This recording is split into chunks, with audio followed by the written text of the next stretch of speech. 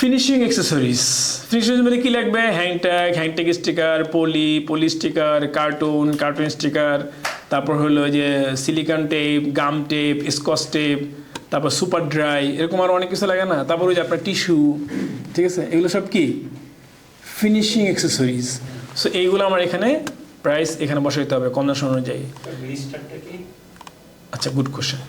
Blister হলো যখন সেখানে একসঙ্গে একটা বড় পলি থাকে না, যেটার মধ্যে অনেকগুলো গার্মেন্টস ঢুকায়, ওই বড় পলিগুলোকে আমরা ব্লিস্টার পলি বলি, ঠিক আছে।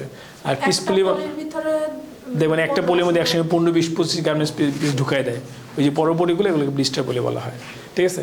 এখন মনে করেন পিস পলি হলো এক পিস গার্মেন্টস, একটা পলির মধ্যে 1 পিস করে গার্মেন্টস দিলেন, ঠিক আছে। এখন এরকম হয় যে একটা পলির ভিতরে 3 পিস গার্মেন্টস ঢুকবে, অনেক সময় হয় না, সেট থাকে, হ্যাঁ। তাহলে 1 পিস পলির মধ্যে 3 পিস গার্মেন্টস ঢুকবে, এরকম সেট হয়, তাহলে পলি কন্ডিশন আপনি কি লিখবেন? পলির কন্ডিশনটা কিভাবে লিখবেন?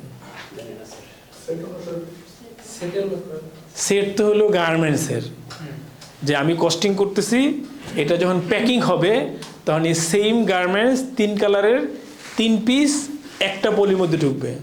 অনেক সময় প্যাকিং এরকম আসতে পারে, ইনস্ট্রাকশন অনেক আসে, ঠিক আছে। তাহলে 3 পিস গার্মেন্টস ঢুকবে 1 পিস পলির মধ্যে, ঠিক আছে। এখন তাহলে আমি পলির কস্টিংটা কিভাবে করব? এক্স্যাক্টলি, টোটাল কোয়ান্টিটি করা লাগবে না, যেহেতু 3 পিস গার্মেন্টস 1 পিস পলির মধ্যে ঢুকবে, তাহলে 1/3। বুঝতে পারতেছেন? এর মানে হলো 1 পিস গার্মেন্টসের জন্য পলির কনজাম্পশন 0.33। বুঝছেন? আপনি বুঝছেন?